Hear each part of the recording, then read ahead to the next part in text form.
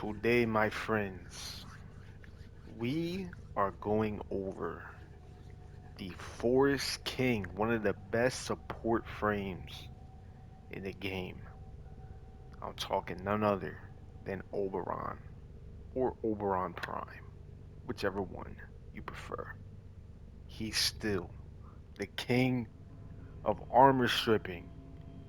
He is the GOAT, literally now. Literally, he's been the GOAT. Like, he's been the GOAT. I'm gonna cover everything about him and how to get him. So let's break it down.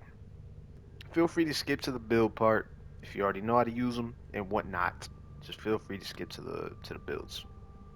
All right, guys. So if you want to pick them up and you want to get them cooking, just go to Warframes in the market in game and go to Oberon and pick up this blueprint for 30,000 credits right here. That's where you get them. That's just the blueprint. Now I'm gonna show you where to get his parts. Alright, well, I haven't played in a while, and I really don't remember Oberon being obtainable in this area, but whether you like it or not, you gotta do Railjack, unfortunately, so you have to play Grineer skirmish missions on Railjack. So to get his neuroptics and systems, you have to do the Earth Proxima right here. You have to do any one of the skirmish missions. And when you get inside one of the skirmish missions, you have to do one of the side objectives. It's going to be like a side POI objective. You go do it, and it has like I think a 10% chance of the part for him to drop. So you get the systems and the neuroptics on Earth Proxima. To get the chassis blueprint, it's obtained on the Saturn Proxima. So any one of these skirmish missions, like I said, you just go in there, do the objective, and then one of the side objectives, and you have a chance, another 10% chance to get the chassis, and you're all set. So good luck out there if you're trying to get them. If you don't feel like farming all that, that's perfectly fine. If you would like to buy Oberon Prime, you feel free to do so in the trade chat. He costs roughly like 80 to 100 platinum because he's vaulted right now. So yeah, if you want the Prime version, if you got 80 to 100 plat sitting around and you want to buy them, feel free to do so. And also, you can get regular Oberon through Deviri if he's available. So whenever he's available through Deviri, definitely pick him up because he's very good. So his passive. His passive is called Righteous Negation. Okay? So the mechanic for the passive is that when he collects health orbs or universal orbs, it grants Oberon and his allies within range of him, charges of righteous negation. Each charge fully negates one instance of incoming damage, and it stacks up to 3 times. So it's basically a layer of protection. You're basically immune for 3 hits. So if I pick up orbs, health orbs, you can see I have the shield around me, which indicates that's the that's the third 3 stacks. So I have 3 stacks. After the 3 hits, it'll disappear. But all I gotta do is pick up more health orbs, and I'll get the stacks back. And as you can see, my health is immune for now, unless those 3 stacks disappear. That's his passive. So his first ability is called Smite. Okay, does direct damage, deals a massive impact and radiation damage to a single target within a portion of the damage scaling based on the target's maximum health and shields. Okay? It strips it strips armor and it strips overguard. Okay? So his first ability is very strong. After his rework, all his abilities are very strong. His first ability is so damn strong. Like, it's unbelievable. Okay? So look, we're gonna take a look now. Watch. So all I gotta do, I must cast Smite. Look at that. Strip the armor completely. Strip the overguard and the armor, bro. Completely. Which makes him way easier to kill now. So now that his armor's gone. And he has 10 stacks of radiation. Which it's gone now over time. But instant 10 stacks. And it affects other enemies in an AoE. So yeah, that's what that does. Smite, very, very good. If you're going against a big ass tanky Eximus or anybody with overguard, instant strip, bro. Strips the overguard and the armor. Guaranteed every single time, bro. Alright, his second ability is called Hollow Ground. So now when you cast this, it has a 360-degree circle by default, okay? So you cast that and boom. So all allies standing in the field are immune and cleansed of all status effects and knockdowns. So you can't get knocked down. If your enemy tries to stomp the ground and you get knocked down, you're immune to that, and you're immune to status effects. So like toxin, slash, whatever's, going against your health, you're good. As long as just touch grass. Literally touch grass, bro. Touch grass and you'll be fine. That's pretty much what his second ability is. You can stack this up to like 3 times, I think. Yeah. You can have up to 3 at a time, and it lasts for however long, the duration you have it for. So yeah, Hollow Ground. Very good. Very, very good support. His third ability is called Renewal. So any allies within affinity range, within the range of Oberon, they don't need to be like really close to him. As long as they're in the range of Oberon, they will get the buff. They will slam the ground, and allies and Oberon himself Oberon will receive a 50% armor bonus and plus 100% armor bonus for allies. And the healing is double for anyone standing on hollow ground. So if any allies are standing on grass and I cast this, they'll get more heals and they'll get a bunch of armor. So you get the best of both worlds with that. Perfect. That's what that does. Last but not least, his fourth ability, Reckoning. So it's an armor strip. Permanently removes 50% of enemy armor and it scales with strength. So the more strength, the more you strip from all enemies hit. Okay? So you cast it, boom. That's what that does. All their armor's gone. That's it. Oberon gets a flat amount of bonus armor for every enemy hit up to 1,000.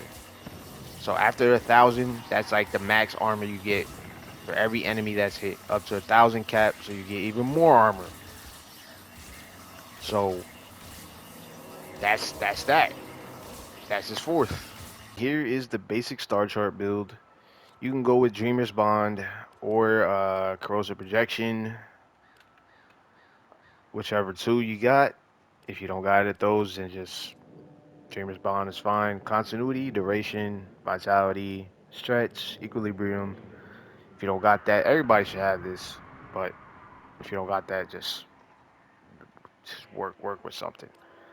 Flow, Steel Fiber, Armor, Streamline and Intensify. This is pretty average star chart build overall. This is a straight even set build right here that you're good with energy, range, strength, everything. It'll do you fine in star chart. You'll literally just be stopping in star chart with this. Path. I got brief respites. I got power drifts because you don't need sure-footed. You don't need sure-footed or prime sure-footed because his abilities, immune, so you can't get knocked down. So you good. But if you want that, I mean, sure. Prime continuity. I got health conversion for more armor. Augur reach for some range. Equilibrium. I got augur message for some duration. Rolling guard just for like a safeguard, safe keep. Um, transient fortitude, some strength. You could put Umbral Intensify, but I don't. It's hard as hell to get Umbral form. I don't have that right now. And Archon Intensify, so you'll get extra ability strength, 30% ability strength for 10 seconds for abilities that restore health.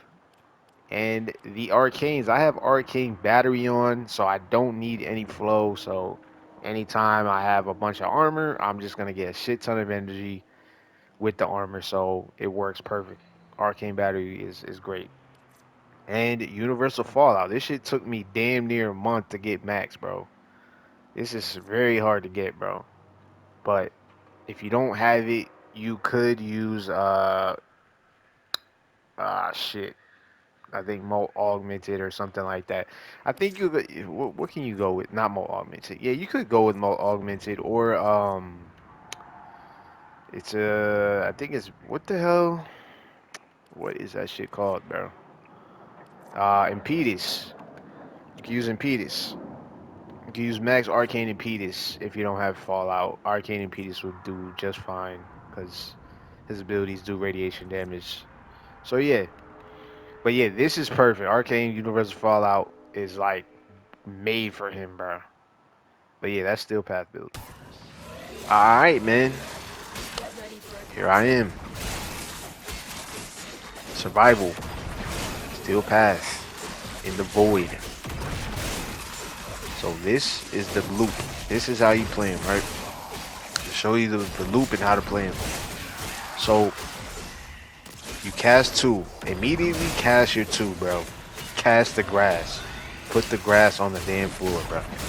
So you can just have immunity for status and all and whatnot. And knockdowns and shit. Then cast your 3. Cast 3 on your grass so that way you can heal allies and yourself. And just make sure it stays active as long as possible. As much as you can. And it's 4, just spam reckoning. Just spam that shit. Just lift them enemies up on the ground. Make sure it's on the grass too. So that way you'll have a better chance of spawning more orbs. You get 50% more chance to drop health orbs. You know, while you're killing enemies in the grass. Okay? So that's how that works. So collect orbs so you and your squad can have, you know, the passive. As long as you're keeping your passive up, bro. As far as any big heavy enemies, just cast smite on their ass, bro. Keep the grass up at all times, bro. Keep your grass up. Keep the grass growing, bro. Keep grass up at all costs, bro. Keep grass up. Spam your 4th. Ignite. Spamming my 4th ain't gonna be an issue because, you know, I got the battery, so I can just spam the hell out of that. And I'm just constantly getting energy back. And with my passive, so yeah. And with, you know, the arcane universal fallout. But yeah, this was my first time in the survival with him solo. He kind of struggles a little bit. I died like twice trying to stay up because, you know, I'm focused. I'm the only one there and I'm being focused hard by like a bunch of enemies. So keeping my passive up was a little difficult. But he can manage. He can manage the shit. I had to do like a lot of spamming and shit, but yeah, he overall in the squad, like you'll be fine because you won't be focused hard as hell like that. So, but yeah, you're gonna be losing your passive a lot if you're trying to do like a solo, you know, survival with him. But yeah, he's pretty solid, bro. Still pretty solid. You can still not die in the squad. You'll be fine, bro. You'll be fine in the squad. But survivability, solo, it's like a 50% chance of him just holding it down. You're definitely gonna get one. I got one shot by fucking something here soon. But yeah, as far as the Alkalite, just throw smite on them, strip their armor up. I had a little trouble. Depends on which Alkalite you get. Because the one was just teleporting on me back and forth over and over, so it took me a bit of time, and I was getting lit up by enemies. But yeah, he can survive in a solo steel path for a certain amount. You might die a few, but you'll manage. As I said, squad, you're good. So recap: keep the grass up, Spam your 4. Just keep spawning up energy orbs and universal orbs. Keep grabbing those orbs so you can get your passive, so you'll be immune. And oh, this also works for your companions too. I almost forgot the companions. They also have access to your passive. So yeah, that's another thing. But yeah, man, that's the loop. That's how you play them. That's it. Always keep the grass growing. Yep, there it is right there. Just got smoked. Just got smoked by the fucking ancient, corrupted ancient fucking shit, bro. But yeah, that's it, man. That's it. Now the video is coming to a close. Thank you all for tuning in. And anybody that stumbled across this video, I hope this Oberon/Oberon Prime video helped you out. He is very solid, very good support frame for any situation necessary. Make haste and seize him in your arsenal now. Nito Senpai here. Say thank you. Okay? Say thank you.